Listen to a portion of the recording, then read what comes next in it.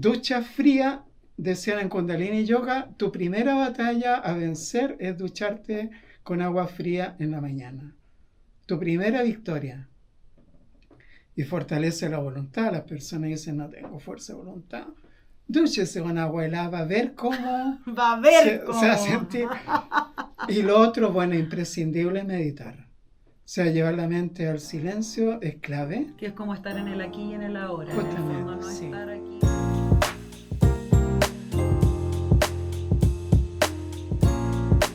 Ya, entonces, bueno, muchas gracias, Boris, por aceptar esta invitación. Encantado, muchas gracias por invitarme.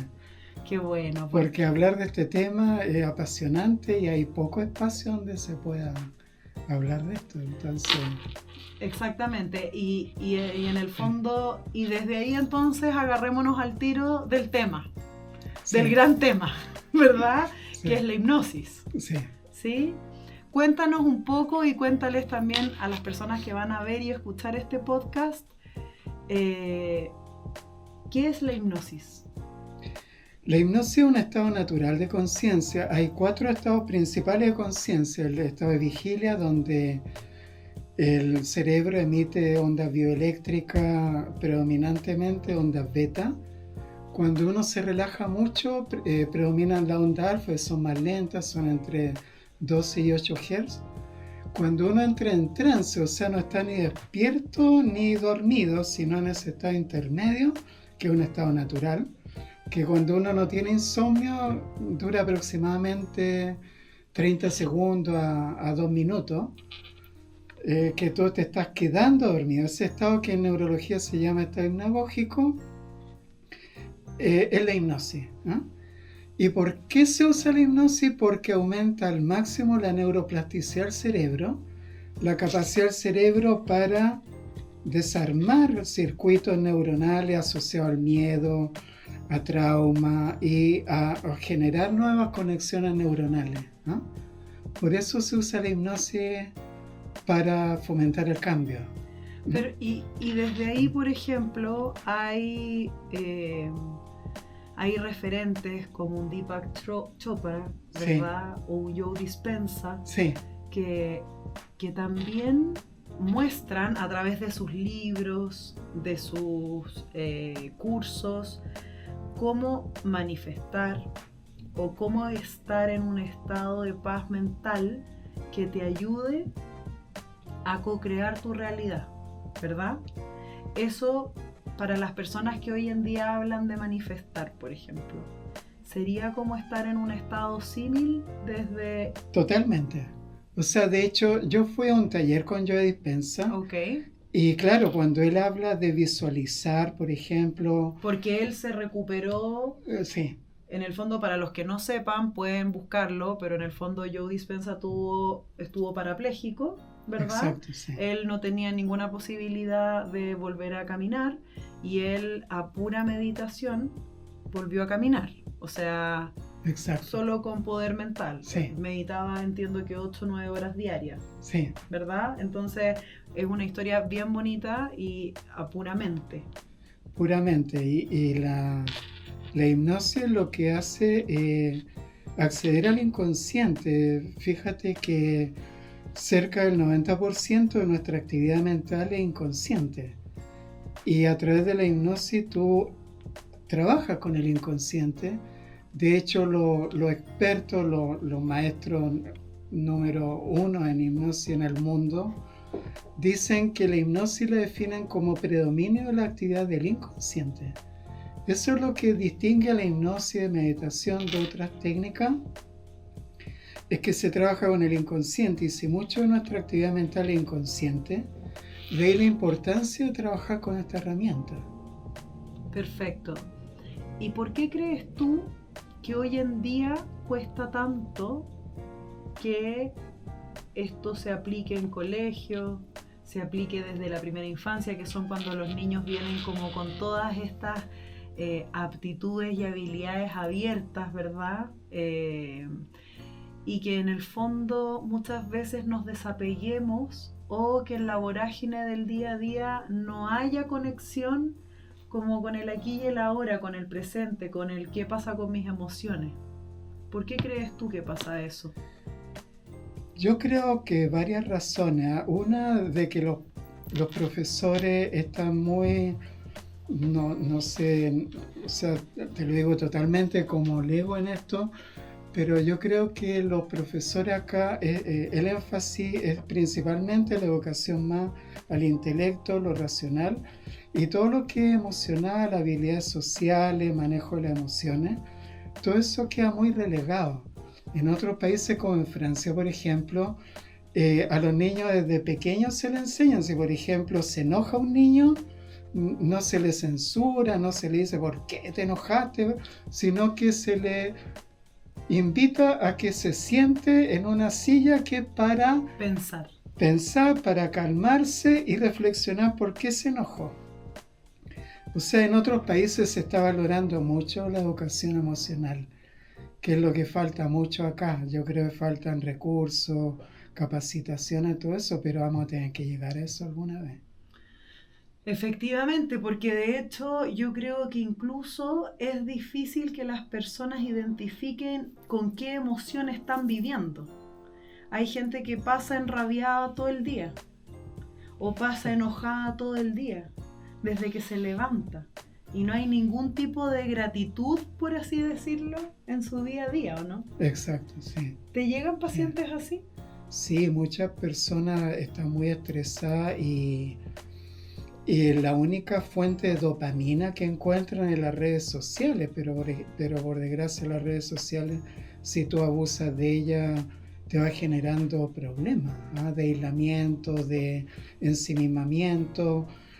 Tengo de paciente algunos profesores de educación básica y media que me dicen que los alumnos en el recreo ahora, al menos en algunas partes, interactúan muy poco porque todos los niños en los recreos están en sus celulares viendo redes sociales. Entonces, porque una de las pocas prohibido, o sea, deberían interactuar si los seres humanos somos sociales al final. Sí. Es que las redes sociales te liberan un exceso de dopamina. No es la dopamina normal de conversar con un amigo, de jugar a la pelota, de caminar por la playa, de pasear. Las redes sociales en general, y para eso están los algoritmos, para que tú te quedes enganchado con lo que más te genera exceso de dopamina, y eso lo hace tremendamente adictivo. Es por eso que si no se maneja el tema de las redes sociales, van a estar los jóvenes y los niños cada vez más aislados socialmente de los demás. Y frustrados, porque les vienen estas como rabias de abstinencia, de pataleta, sí. de justamente del no tener. O sea, yo he visto a niños que si la mamá les saca el celular es como... tremendo, un volcán en erupción. ¿Sí o no? Sí. Entonces eso, cuando ya pasa eso... de hecho hay un libro, si no me equivoco, de Marian Rojas Estapé sobre el uso de las pantallas en niños y de lo al final de que ojalá intentemos no ponerle pantallas a los niños hasta por lo menos los 2 años, o sea, evitemos que, y así su cerebro se desarrolla como debe. Exacto, que es lo que necesitamos, ¿verdad? Que las neuronas se conecten con el otro, tengan contacto con la naturaleza, ¿verdad? Creo que eso es como muy importante. Y bueno, y leyendo también de tu historia, de tu biografía, tuviste un paso no menor en tiempo en una clínica prestigiosa en nuestra capital, ¿verdad? En una unidad de dolor. Claro. Cuéntanos, ¿qué hacías ahí? ¿Qué hacías en esta unidad de dolor? Porque un psicólogo clínico en una unidad de dolor, hipnosis, de partida, dolor de espalda. Eran principalmente dolores crónicos. Okay. O sea, dolores y mucha gente sufre dolores crónicos. Cefalea, fibromialgia, síndrome miofasciales, lumbagos crónicos, dolores pélvicos crónicos. Muchos pacientes consultaban por eso. Y un tratamiento médico tradicional no puede sanar completamente un dolor crónico, porque como lo define la IASP, o sea, la Asociación Internacional del Estudio del Dolor, el dolor es una experiencia sensorial y emocional, Y si tú no abordas la parte emocional, es muy probable que la persona no se mejore el dolor. Que los medicamentos analgésicos, antiinflamatorios, todo eso al principio le pueden aliviar algo el dolor, pero va a seguir con dolor, y a medida que desarrolla tolerancia a los medicamentos, cada vez menos efecto y las personas siguen con dolor. O sea, podemos decir que las enfermedades las generamos uno mismo a través de las emociones, ¿verdad? Muchísimo. Por ejemplo, la fibromialgia, que es uno de los cuadros de dolor más importantes aquí en Chile, o lo que consultan la gente, que no tiene remedio por la medicina tradicional. Un estudio que se hizo en Estados Unidos con 1.000 y tantas mujeres que tenían fibromialgia, al menos el 50% de ellas habían sufrido abuso sexual en la infancia. Por lo tanto, si tú no abordas ese trauma, no se va a mejorar la persona, porque ese trauma lo que genera un estado de hiperalerta, de hipervigilancia, y por eso la persona está tensa, aún en un ambiente relativamente tranquilo, está tensa, despierta rígida porque durmió apretada toda la noche, y es por el trauma. Y si el trauma no se trata, la persona no se va a mejorar. ¡Wow! Ese es un tremendo dato. Sí. Y ahí hay gente que también hace como bloqueos, por así decirlo, del trauma.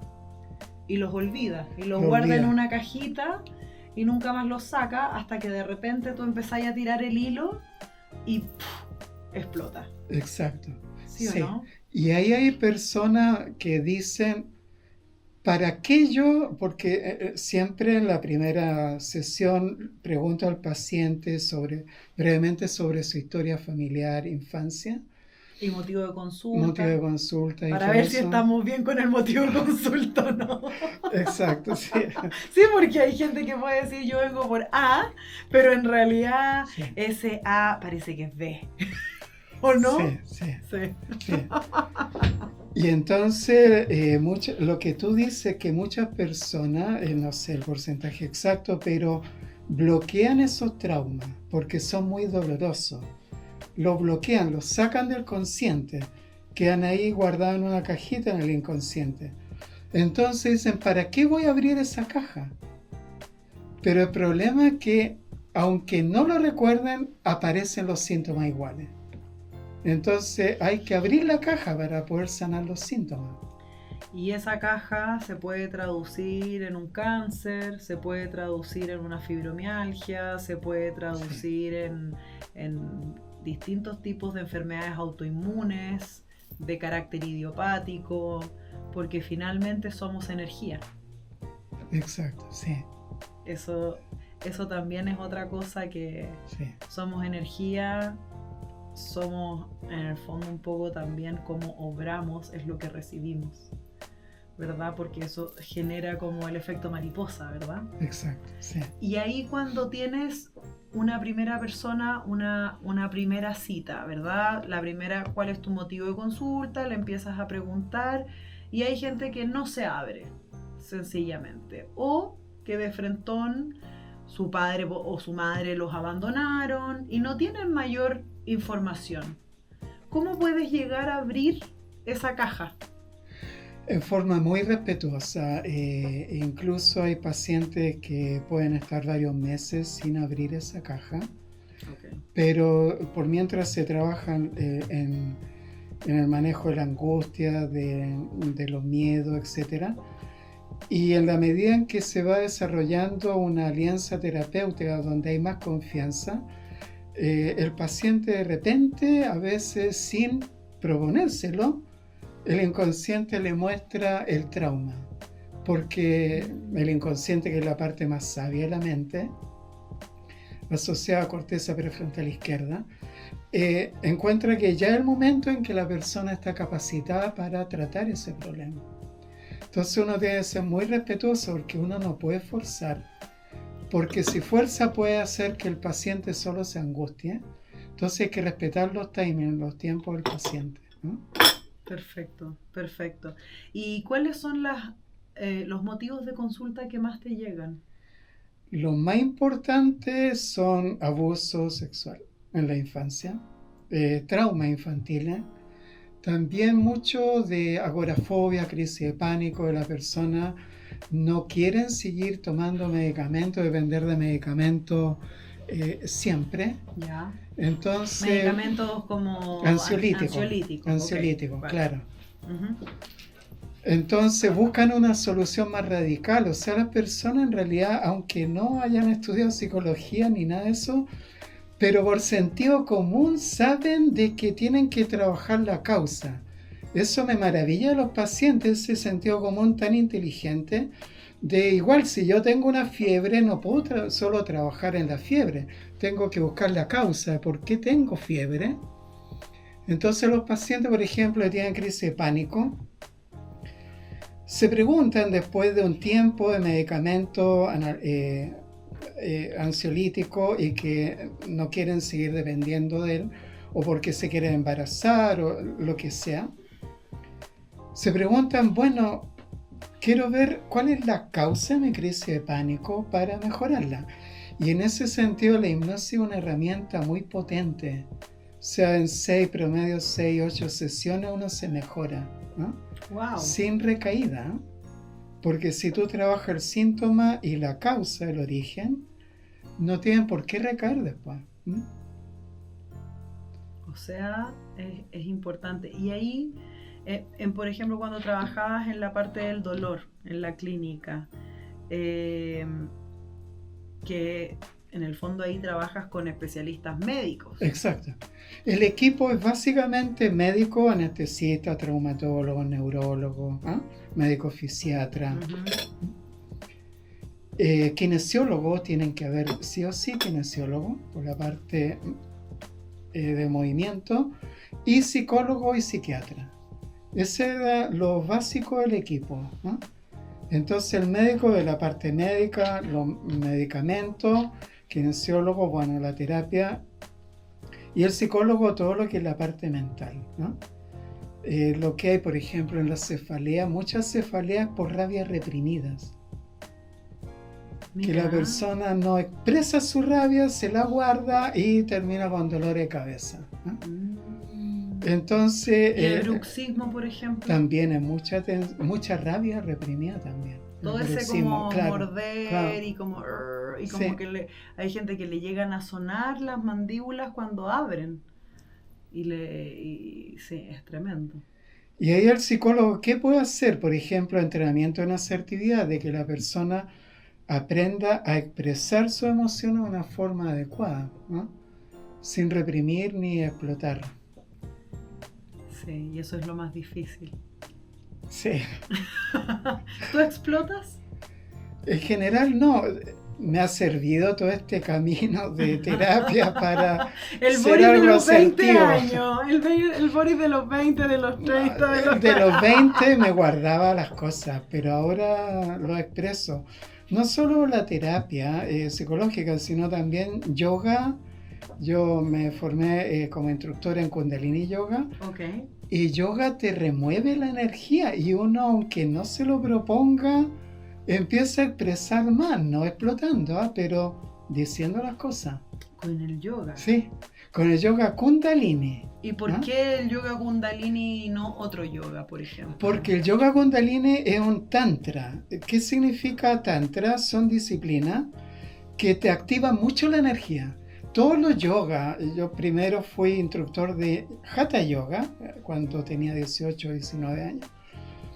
Hatha Yoga es yoga, lo respeto, lo quiero, lo valoro mucho, pero Kundalini Yoga es uno de los yogas que más trabaja con los chakras, con el mover la energía.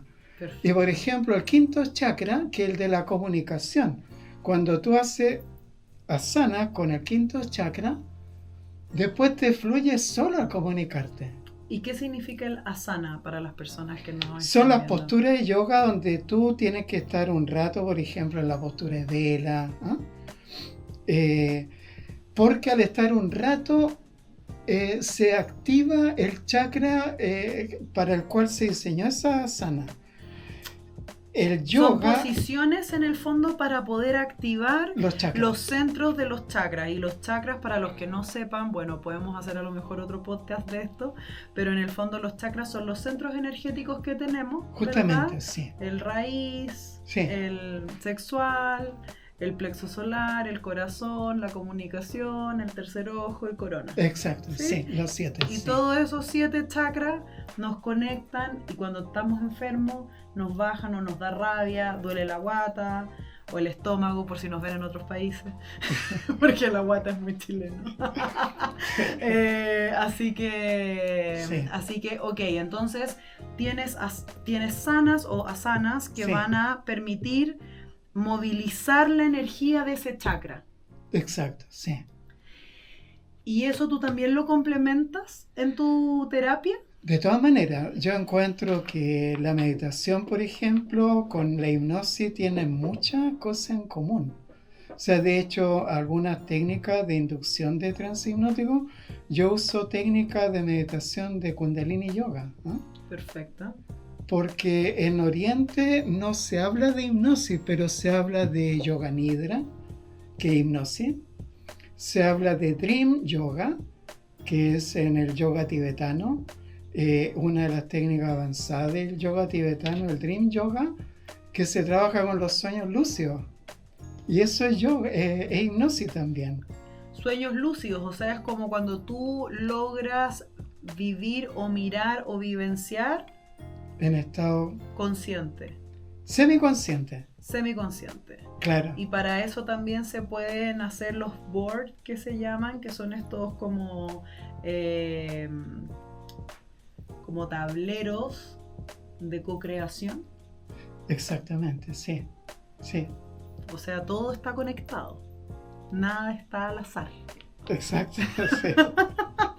Perfecto, entonces, ok, estás en el Kundalini Yoga, haces terapia relacionada con eso. Y cuando hablas de hipnosis, yo recuerdo que hace años atrás, bueno, yo creo que en los 90 por ahí, no sé, salió Tony Camo, ¿verdad? De un poco como este espectáculo de 1, 2, 3 y Sí. me como la manzana o no, la cebolla, no sé Exacto, qué. sí. ¿Qué hay de eso? Porque yo que he trabajado la hipnosis, yo que he trabajado la meditación, creo que igual uno está consciente y no creo que sea tan manipulable. Yo creo que eso es más parte de un show. Exacto. Y de personas de otro tiempo, por ejemplo, la hipnosis tan directiva, donde tú le decías ya se va a comer, le pasa una cebolla y cree que es una manzana. Eso era en otro tiempo cuando la gente era más sumisa, pero ahora la gente es más empoderada. Entonces, si yo le digo eso, la persona me va a mandar a freír mono, ¿ah? No tiene nada que ver eso. Es verdad que la hipnosis espectáculo, algunas personas altamente sugestionables entraban en trance profundo. Ok. Y podía decirle a usted ahora un perrito y va a ladrar como perrito y lo hacía.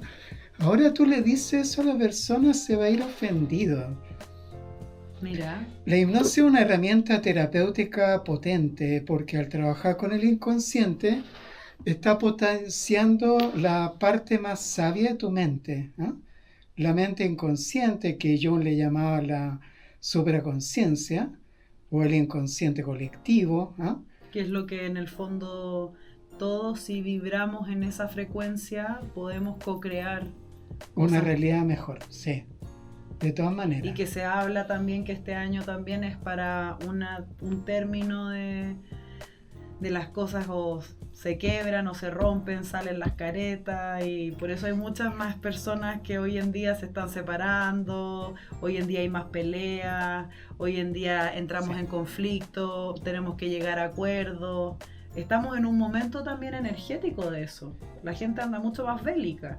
Sí, ¿Sí o no? O sea, lo totalmente, vemos a nivel sí. internacional, a nivel local, a nivel familia. ¿Sí o no? Totalmente. ¿Y a ti te pasa eso con tus clientes? O sea, tus pacientes en el fondo. Sí, ¿Sí? hay sí, muchas personas que se quieren separar o tienen conflictos con sus hijos.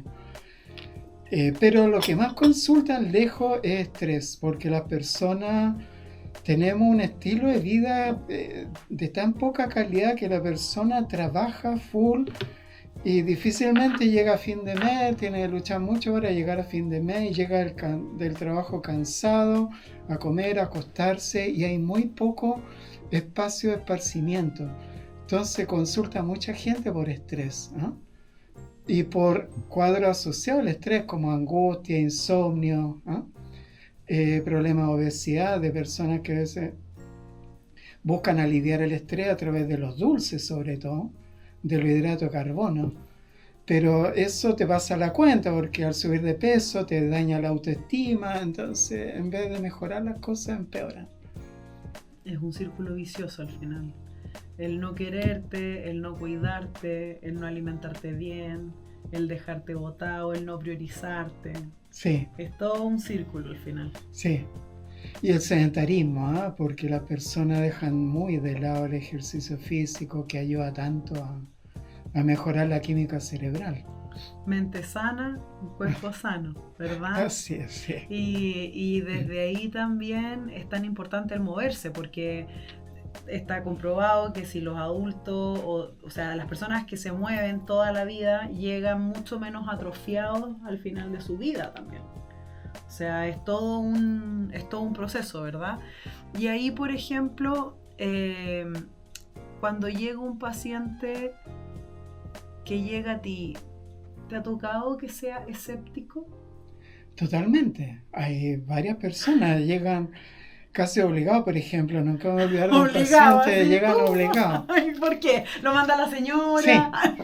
Tenía un paciente, por ejemplo, que la señora lo mandó porque no mejoraba la crisis de pánico.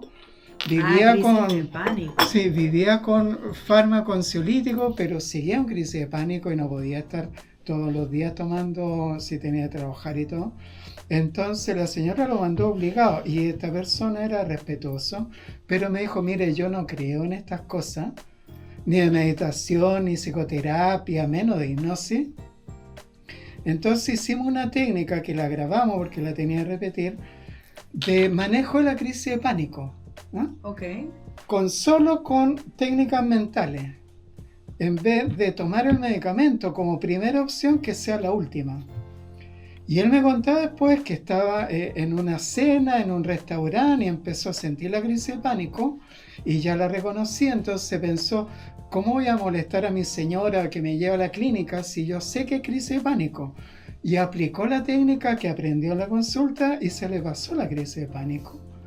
Y la señora que estaba sentada al lado se dio cuenta que él había aplicado una técnica de respiración con técnica de concentración y de diálogo interno que aprendió en hipnosis. Se le pasó la crisis de pánico y eso que era escéptico.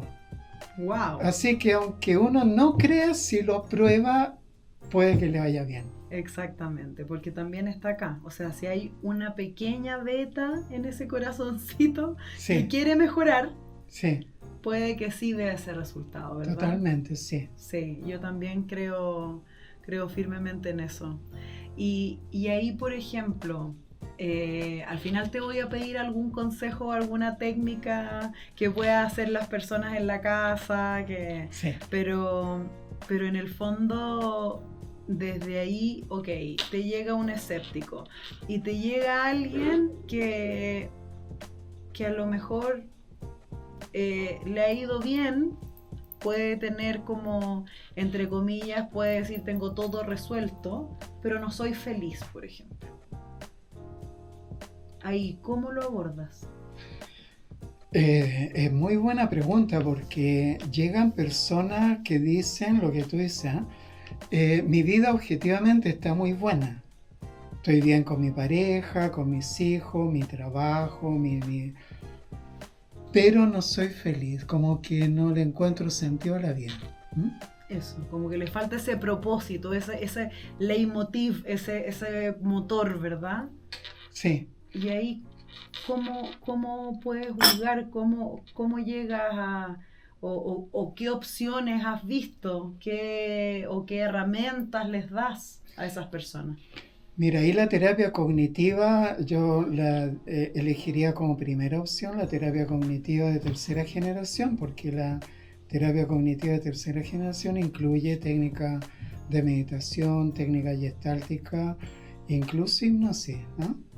Y explorar la infancia para ir descubriendo a través de su infancia, su historia familiar, qué cosas lo van apasionando, cómo se fueron creando sus valores, su visión de la vida, para que vaya descubriendo qué es lo que más le importa a esta persona, qué le apasiona. ¿Qué era eso que como cuando los niños dicen, quiero ser bombero? Y son felices con todo y que en algún momento del camino, o no sé, me encanta cocinar, y en algún momento de la vida entró a trabajar en cualquier otra cosa y nunca más fue feliz. Es eso en el fondo. Justamente. Es que se conecte con su esencia. Claro. Eso. Y eso es un trabajo interno, personal, pero que con guía se puede encontrar en el fondo. De todas maneras, es bueno guiarse con alguien, ¿eh? Porque uno cuando ha perdido el sentido de la vida en general anda con algún grado de depresión, ¿eh? O desánimo, desesperanza. Entonces por él mismo le va a costar encontrar eso. En cambio con una guía en una terapia le va a poder ser más factible. Sí, perfecto. Oye, y a ver, ¿qué desafíos crees tú que hay en la medicina tradicional en Chile con respecto a la hipnosis, con respecto al abrirse a esta sanación que gente dice no, que es chanta, que es, o sea, yo no creo que sea chanta porque sé que hay estudios y todo, pero que hay reticencias, o sea, por ejemplo, de repente cuando las personas andan felices o andan contentas o andan con mucha energía, hay otras personas que dicen, oye, ¿por qué tanta felicidad? ¿Y por qué por qué es tan buena onda? O sea, a mí me ha pasado que es como que de repente, no sé, yo llego, hola, buenos días, ¿cómo está? Qué rico, que le vaya bien. Y como que hay personas que están así como en un mood, ¿le pasó algo? ¿Y por qué no poder estar en vibración positiva, te fijas? Sí. Entonces, y muchas veces, de hecho, me pasó el otro día con un paciente que me tocó ver, que me decía, me atendió un médico que ni siquiera me miró a la cara. Y lo vital que es la conexión como médico-paciente para poder sentirte visto. O sea, que no estáis ahí como un número más, como el chiste. ¿Qué tenía el paciente en la 440? Tenía 400 lucas nomás, en el fondo. Épico Coco Legrand, que Dios te cuide siempre. En el fondo es esa como conexión con el otro. Es el involucrarse con el otro, es ser empático con el otro. ¿Cómo ves tú eso? ¿Te ha tocado, dado que trabajaste en un equipo multidisciplinario, poder dar charlas a nivel de reuniones clínicas, de participar en neuropsiquiatría, no sé, neurofisiología, con kine? ¿Cómo ha sido eso? ¿Estar de la mano de los colegios de profesionales? Yo tuve la suerte de trabajar en una clínica tradicional, de las más tradicionales de Chile, pero tuve la suerte de trabajar con un equipo de médicos flexible y abierto de mente, que aunque no conocían temas de hipnosis, de meditación, pero eran abiertos entonces a través de reuniones clínicas, donde hartas veces me invitaron a que expusiera temas de hipnosis, en dolor, en depresión, en crisis de pánico, en fin. Se fueron abriendo a incorporar esa herramienta en el tratamiento. Entonces, después de un tiempo ya era como normal que dentro del tratamiento, por ejemplo, el dolor o de otros cuadros así, incorporaran al psicólogo clínico a la hipnosis, ¿no? Y no lo trataran con tanto medicamento. Exacto, sí. Tuve la suerte de trabajar con médicos así, muy estudiosos, muy brillantes en eso. Y bueno, y yo creo que también cuando todo se va dando, todo confluye, toda la energía, todos los planetas se van alineando para que se dé, ¿no? Sí, eso también es muy real. Y desde ahí, por ejemplo, tienes hijos. Sí. ¿Tú has transmitido esto en ellos? ¿Cómo lo ven ellos? Que son una generación joven, una generación que cree, que no está ni ahí. ¿Cómo ves eso? Porque también hay un cambio generacional hoy en día. Sí. Tengo un hijo que se va a titular de psicólogo clínico. Sigue tus pasos. Y yo estoy sutilmente introduciéndole la idea de la hipnosis, porque le pido que me transcriba algunos audios. Yo toda la hipnosis la grabo, porque para que quede bien internalizado en el paciente lo tienen que repetir, ¿no? Al menos una semana el audio. Entonces yo le pido a un hijo mío que transcriba las grabaciones más importantes, porque así él va descubriendo esta nueva herramienta terapéutica que no se le enseña en la universidad, por desgracia. Al menos acá en Chile no conozco ninguna universidad que forme psicólogos clínicos que tenga la formación en hipnosis clínica. Exacto. ¿Y eso tú lo tomaste dónde? ¿Dónde te especializaste con eso? Es que mira, fue al revés. Yo primero, cuando niño, era bien chico, yo sin saberlo, yo me hacía autohipnosis. ¿En serio? ¿Y cómo es eso? A ver, porque los papás de repente pueden decir, hoy mi hijo está rayando la papa, o quizás que y a lo mejor tu ejemplo puede servir de caso. Sí. Yo cuando chico tomaba un péndulo y me concentraba, me hacía preguntas mentales para ver si era sí, o si era no, o si era tal vez. Y eso se llama el péndulo de Chabret, que es una técnica de autohipnosis clásica, pero yo no había estudiado nada de hipnosis. Lo tomé como un juego, se me ocurrió de repente hacerlo y así partí con la hipnosis. Ya, ¿y eso a qué edad? Tenía como 9, 10 años. Ya, ¿y partes con eso? Sí, después, cuando adolescente, yo me formé en artes marciales. Estaba practicando artes marciales de los 12 años más o menos. Y hubo un tiempo en que prohibieron las artes marciales en Chile. Ok. Como el año 74, por ahí, 75. Yeah. La prohibieron como 8 o 10 meses y me dejaron sin artes marciales. Entonces mi hermano practicaba yoga y me dijo, vamos a yoga. Y lo encontré, no es lo mismo, pero es parecido. Mucha disciplina mental de la mente trabajando en el cuerpo. Y así me entré en yoga.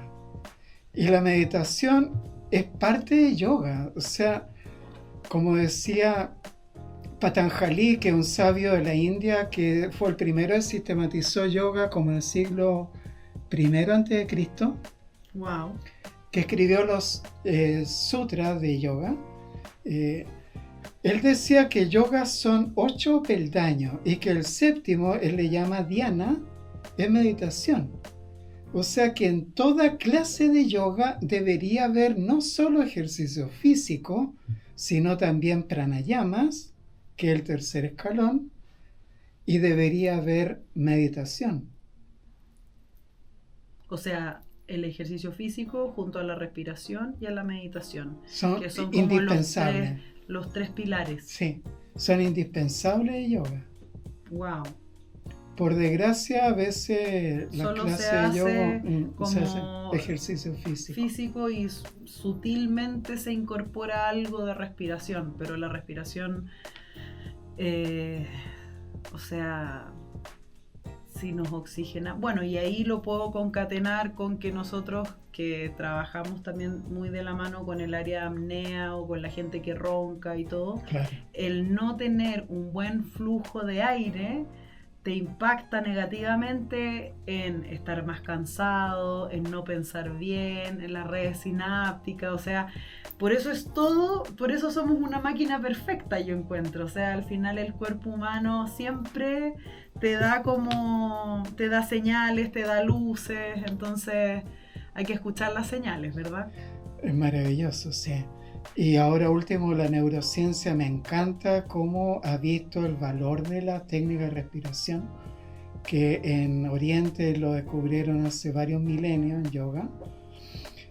Cómo ahora la neurociencia está viendo que el modificar el ritmo respiratorio puede incidir directamente en la química cerebral, en la activación del sistema nervioso parasimpático, en la disminución de la actividad de la amígdala cerebral, de la ansiedad, todo con técnica de respiración.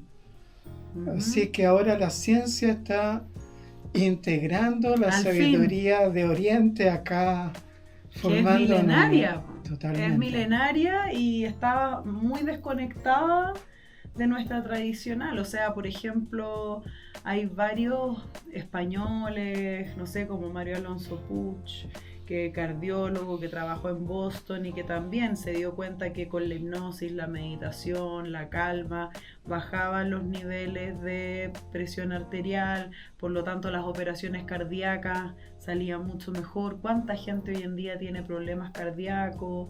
Entonces te vas dando cuenta que todo es un redondito círculo y que a veces estás arriba y de repente estás abajo. Pero si lo haces como pensando en buena lid, se te van dando las cosas solas, creo yo, ¿verdad? Y en relación a las personas, porque conozco muchas personas que viven con dolor crónico o ansiedad, también es algo que pasa mucho. ¿Qué consejo les darías? ¿Podríamos hacer alguna respiración? ¿Podríamos hacer algún ejercicio? Porque a lo mejor no todo el mundo va a poder tomar una consulta, o no todo el mundo, bueno, hace consulta online también, así que para los que estén fuera de Santiago pueden tomarlo online, pero en el fondo, ¿qué tip le podríamos dar a alguien que escuche y que vea este podcast para que sea algo fácil, si es que está recién empezando, ¿verdad? Sí. Y que le pueda ayudar, que lo pueda dejar pensando. Sí. Yo encuentro la herramienta más rápida, más efectiva. Uno es que cuide el sueño, de dormir 8 horas, ¿no? Que eso trate de cuidarlo sagradamente. Segundo, trate de hacer una alimentación más saludable, donde disminuya los hidratos de carbono, sobre todo el ultraprocesado, para que disminuya la inflamación, ¿no?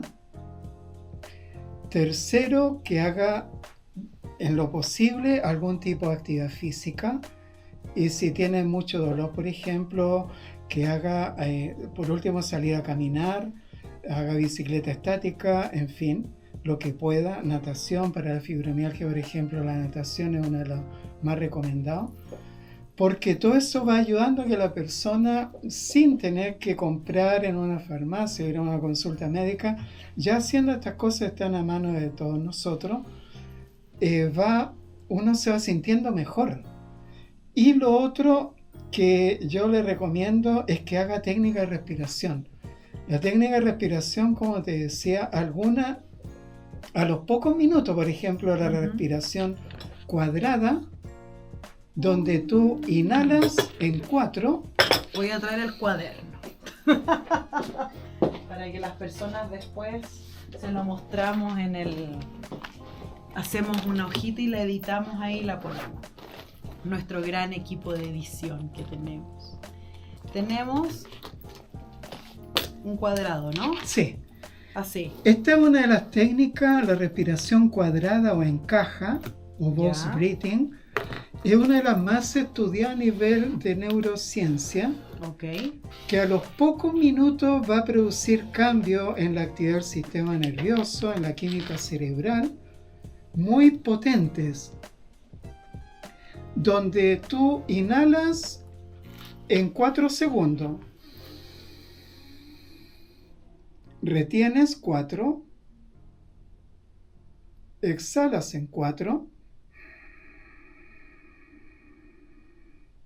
sin aire 4, y vuelve a inhalar, y así sigue el ciclo. ¿Y esto cuánto tiempo? 10 minutos. Como en los 3 a 5 minutos que van a experimentar unos cambios potentes. Está validado científicamente. A los pocos minutos va a bajar la actividad de la amígdala cerebral, que es la ansiedad. Va a bajar tu nivel de ansiedad. Segundo, va a bajar el cortisol, que es el que inflama. El exceso de cortisol, la hormona del estrés. Va a bajar la adrenalina, que hace que tú andes hipervigilante, que te cueste dormir. Se va a activar el sistema nervioso autónomo parasimpático, que es el que calma, que tranquiliza, y tu cerebro va a liberar más endorfina y serotonina, que son los neurotransmisores que te van a ayudar a sentirte mejor. Todo esto es gratis. Y esto es gratis, eso es importante, se van a quedar con un tip gratis. Y además les quiero decir que esta técnica está tan válida que incluso lo usan los Navy SEAL de Estados Unidos, la fuerza elite, que cuando están en misión altamente peligrosa. Como los Navy, sí, así sí, como los Marines, sí, y toda esa. sí. Wow, ok. En ellos, de hecho, se estudió ¿sí? el efecto de esta técnica. Ok. Y ellos lo aplican cuando están en situaciones, por ejemplo, van a ir a una misión muy peligrosa, altamente estresante. Ya. Aplican toda la semana 10 minutos a esta respiración. Con un cronómetro. Con cronómetro, sí. ¿Y cuántas veces al día? Mínimo una. Yo recomiendo en la mañana y en la noche, sobre todo si tú tienes insomnio, aplica esta técnica antes de dormir. Se va a activar tu parasimpático, te va a ser mucho más fácil quedarte dormida.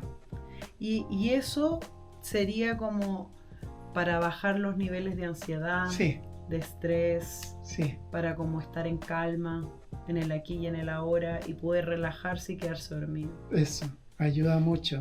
Así es, entonces. Totalmente. Inspiro en 4, mantengo en 4, sí, exhalo sin nada en 4 segundos. Exacto. Y vuelvo a inspirar. Y tienes una respiración abdominal, es decir, que al inhalar tú tienes que inflar el abdomen. Eso es muy importante, yo como fonoaudióloga puedo apoyar ahí, porque en el fondo hay personas que respiran desde los hombros, que inhalan desde la parte alta, que es como estas personas que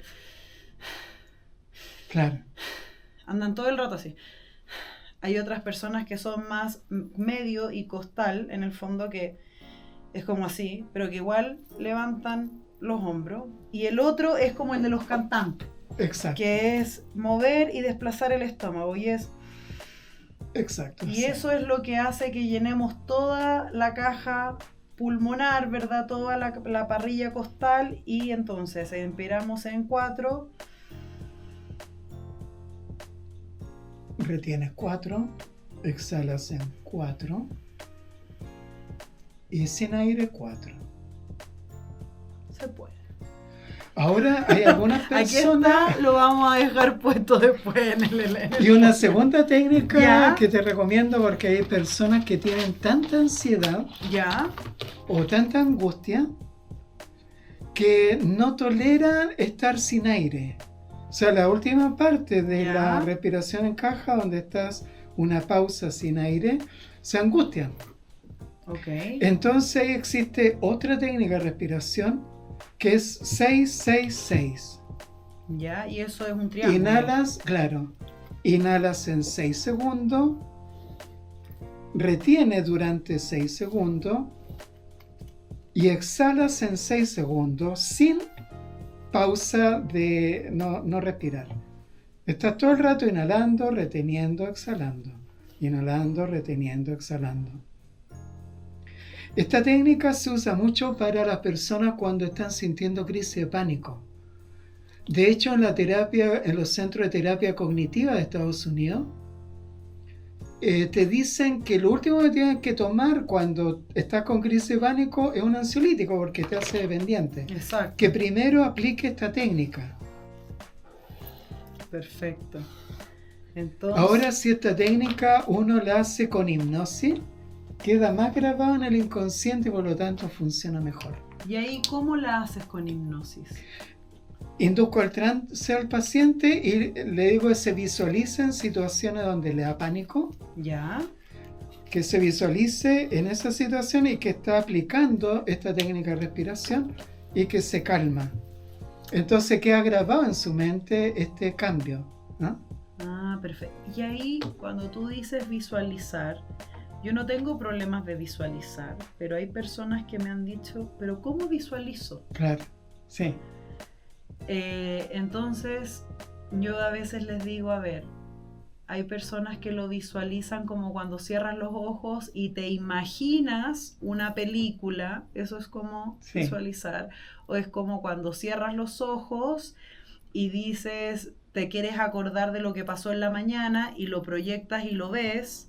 Hay gente que lo ve en blanco y negro, Sí. hay gente que lo ve en colores, Sí. y eso también es visualizar. Sí.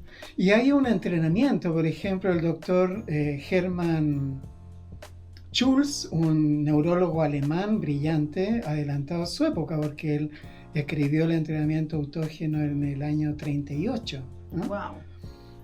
Aplicó Entre las guerras, Él vio que hay personas que le cuesta visualizar, entonces él tomó técnicas de meditación del budismo, que son las kasinas. Las kasinas son, por ejemplo, en una hoja blanca, pintar un círculo rojo. Entonces yo miro fijamente el círculo rojo, 1 minuto, concentrado en el rojo, después cierro los ojos y visualizo mentalmente el círculo rojo. Y ahí estoy desarrollando la visualización. Él vio que para entrenar la mente en visualizar, el ideal era ver un círculo rojo, después uno amarillo, después uno verde y después uno azul. Todo el rato mirándolo, después cerrando el ojo y visualizándolo. Esta es una técnica clásica del budismo, ¿eh? Que ellos le llaman las kasinas, es decir, usar objetos que te ayuden a meditar, objetos externos. Y con eso las personas que tienen dificultad para visualizar van a poder visualizar súper bien. ¿Y por qué es importante la visualización? Porque nosotros tenemos 2 hemisferios cerebrales, el izquierdo, que es el racional, y que aprende a través de información racional, lógica, estudio, y tenemos el hemisferio derecho, que es más emocional. El hemisferio derecho no cambia con razonamiento. Por ejemplo, por más que le diga a una persona que tiene fobia a los aviones, que los aviones es re difícil que se caigan, aunque racionalmente lo sabe, la persona con fobia se va a aterrar igual. Exacto. Es porque está solo su hemisferio izquierdo racional, pero necesita conectar el derecho, el emocional, Okay. y el derecho cambia con visualizaciones. Entonces yo le digo al paciente que se visualice, ojalá en trance mejor, subiendo al avión, que está tranquilo, que ve todo el avión, que vienen las turbulencias y que está tranquilo y que después el avión aterriza y se baja tranquilo. Eso es visualizar, eso va cambiando el hemisferio emocional. Y la estructura cerebral. Totalmente, sí. O sea, ahí es donde se forman nuevas conexiones. Y ahí es donde aquí a mí algunas personas me echan talla de repente, se ríen porque yo les digo, hay que decir siempre, uno es el mejor equipo, lo hacemos bien, lo hacemos por amor, porque esas afirmaciones generan realidades al final. Sí. Y eso ayuda a sentirse confidente, o sea, con confianza, ¿verdad? Y no es ni pecar de soberbio ni del ego. No. Es co-crear realidad, como tú dices. Es co-crear realidad. Entonces, cuando se sientan tristes, cuando se sientan que a veces digan, ay, sí, no, que no me siento tan bien, piensen que todo va a mejorar y que si ya se levantan con un techo, con una camita calentita, con una ducha, ¿verdad? Sí. Son millonarios. Sí. Como mucha más población a nivel mundial. Sí. Sí, ¿verdad? Y ahí la gratitud ayuda mucho a superar depresiones y todo eso. Exactamente. Entonces, bueno, y a nivel personal, como Boris, ¿qué prácticas de autocuidado son imprescindibles para ti? Que no las puedo dejar de lado, dormir 8 horas. Ya, si duermo menos, voy a fallar en el día. Voy a estar menos concentrado. ¿A qué hora te acuestas? No, yo soy como los abuelitos, o sea, me acuesto Las 9:30, máximo a las 10 ya estoy en brazo de Morfeo. Y habitualmente me despierto a las 5:30 de la mañana. Y 9 de la noche, y aunque haya matrimonio, aunque haya lo que haya, tú dices buenas noches. Exacto, sí. No, la vida social, ojalá en el día, pero en Ok. la noche para dormir. Perfecto. Además que la glándula pineal, como dicen algunos expertos, es como la cenicienta. O sea, a las 12 de la noche uno debería estar acostado durmiendo, porque si no la glándula pineal empieza a fallar y ella es clave para el bienestar emocional. Es la que está comprometida en la liberación de serotonina, melatonina, en fin. Entonces hay que respetar los ciclos circadianos, ¿no? La glándula pineal funciona bien si tú respetas los ciclos luz-oscuridad. Perfecto. Entonces, como la cenicienta, 12 de la noche, acostado. Máximo. Máximo, perfecto, me queda clarísimo. Ya, y eso es algo que es imprescindible. ¿Y Otra cosa, el ejercicio físico. No puedo estar si no hago ejercicio físico. a qué hora haces ejercicio? Apenas me levanto, hago yoga o ejercicio de fuerza y algo de En la casa. cardio, sí. No tengo tiempo para ir a un gimnasio, pero Pero en la casa pero tengo lo haces. spinning, tengo salto de cuerda. Perfecto. Un O salto sea, de cuerda es una maravilla, o sea, hagan salto de cuerda 5 minutos, es como equivalente a correr 30 minutos. wow. Es impresionante cómo uno se activa con 5 minutos. Y después una ducha fría, ojalá helada. ¿En serio? Sí, eso te activa mucho, con eso uno está muy bien en el día. Wow. Eso lo aprendí en Kundalini Yoga, nosotros nos ¿Pero decían... toda la ducha, abuela? Toda la o- ducha, no, toda la ducha. Wow. Invierno y verano. Ahora, estos días que hubo poca temperatura, acá hasta menos 5 grados, la verdad es que no sentí gran diferencia. Ah, porque en el fondo tu cuerpo ya está Está- acostumbrado. O sea, de hecho, hay estudios en neurociencia que demuestran que la ducha fría, cuando uno se acostumbra, te libera dopamina. O sea, uno se siente muy bien. Wow. Ese no lo tenía. Así que- Entonces, dormir bien, hacer ejercicio físico, combinar cardio con ejercicio de fuerza y elongaciones. Ducha fría, decían en Kundalini Yoga, tu primera batalla a vencer es ducharte con agua fría en la mañana. Tu primera victoria. Y fortalece la voluntad. Las personas dicen, no tengo fuerza de voluntad. Dúchese con agua helada, va a ver cómo Va a ver se cómo. va a sentir. Y lo otro, bueno, imprescindible es meditar.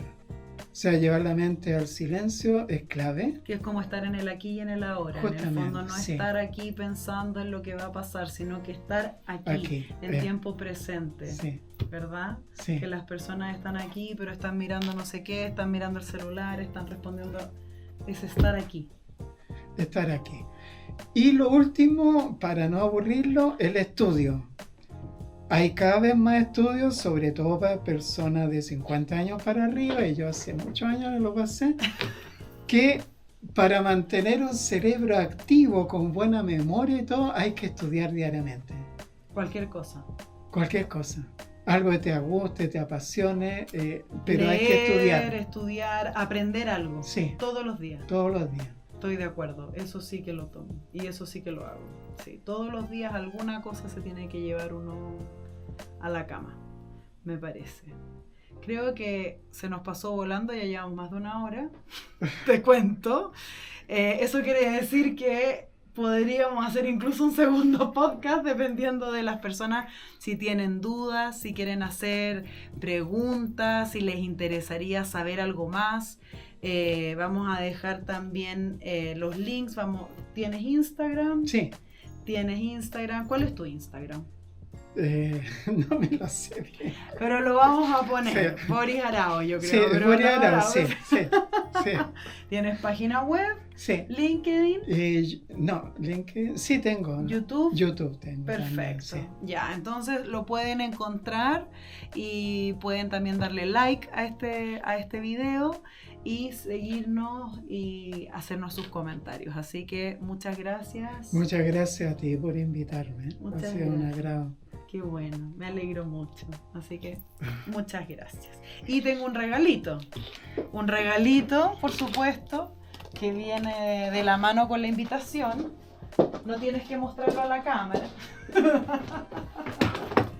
Pero es un regalito con mucho cariño por aceptar la invitación.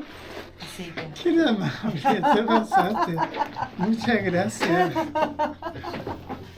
Muchas gracias, Boris. Muchas gracias por venir a nuestra casa, por darte el tiempo, por compartir tantas cosas. Así que muchas gracias. Muchas gracias a ti. Ha sido un agrado realmente. Qué bueno, me alegro mucho. Así que nos vemos a la próxima. Que estén bien. Luego. Chao, chao.